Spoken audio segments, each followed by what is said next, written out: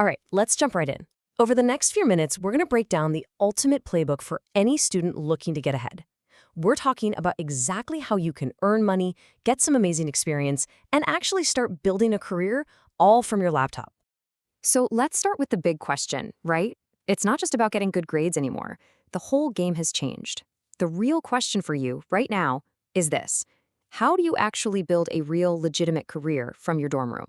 To give you an idea of the scale we're talking about, look at this number, $556.7 billion. That's how big the global side hustle economy is right now. This isn't just some little trend.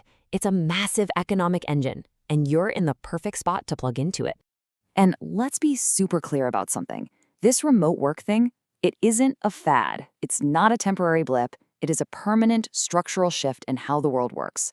That means the old playbook for finding a job, it's pretty much obsolete.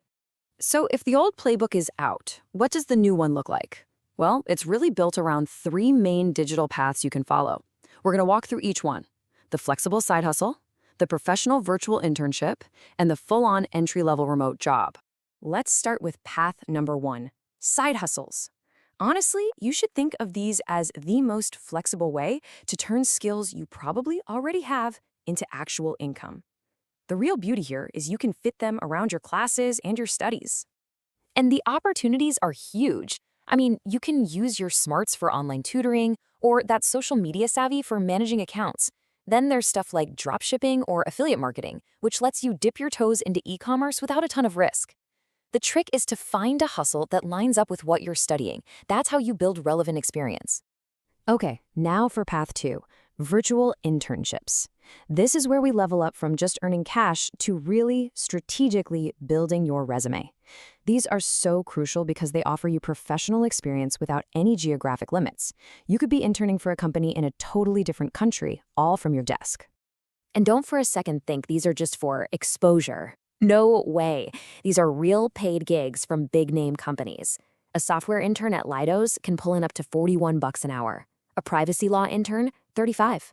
We're talking about valuable experience that actually helps pay the bills. And finally, path 3 is about going all in. An entry-level remote job isn't just a temporary thing. This is the start of your actual long-term career. These are real positions that give you a foothold in your industry, and you can literally do them from anywhere. Okay, so you know the types of roles you're looking for. The next, and maybe most important question, is where do you actually find them? Picking the right platform is everything. It's the difference between finding amazing opportunities and just getting lost in a sea of applications. You've really got 2 main types of platforms. On one side, you have the volume platforms, like Indeed. They have a ton of listings, which is great, but it also means a higher risk of scams and, just never hearing back. On the other side are vetted platforms like FlexJobs. Yeah, they might cost a small fee, but every single job is checked by a real human. My advice: start with quality over quantity. It'll save you so much time and frustration. Now, for students specifically, there are 2 platforms you really need to know about.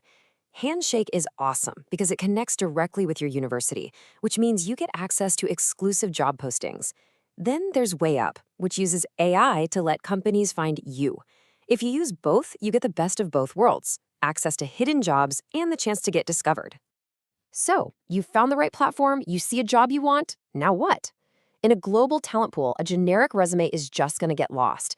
You have to signal it from the very first second someone looks at it that you are built for remote work. Here are 4 steps that are totally non-negotiable. First, your headline needs to scream remote ready. Second, list the specific software tools you use.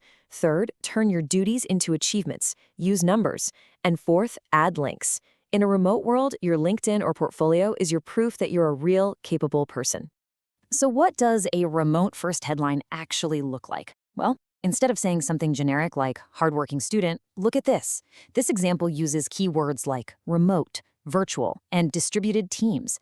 It tells a recruiter you get it before they've even read a single bullet point. It's a game changer. And when we talk about your digital toolkit, you have to be specific.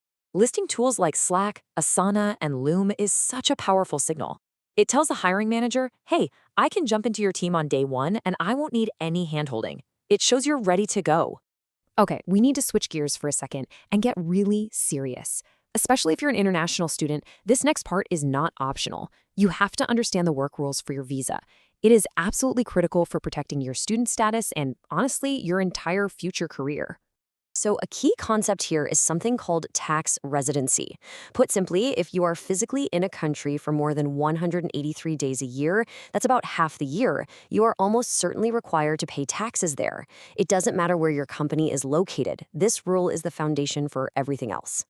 Now, every country has really strict limits on how many hours an international student can work while school is in session, and these rules are all over the place. Australia gives you 48 hours every 2 weeks, Canada just changed theirs to 24 per week, and the UK and US have a hard stop at 20 hours.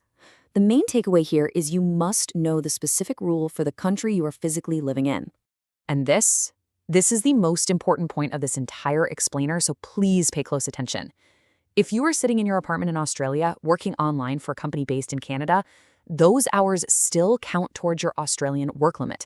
The law cares about where your body is when you do the work. This is the single biggest and most costly mistake students make. So, why are we hammering this home so hard? Because the consequences aren't a slap on the wrist. We're talking about losing your student status, getting your visa canceled, being deported, and even getting banned from re-entering the country for years. It is never, ever worth the risk. So there you have it. We've covered the new playbook, the paths you can take, the platforms to use, how to build your resume, and the rules you absolutely cannot break. Your career isn't tied to one city anymore. It's global. It's borderless, right from day one. So the only question left is, are you prepared to be its CEO?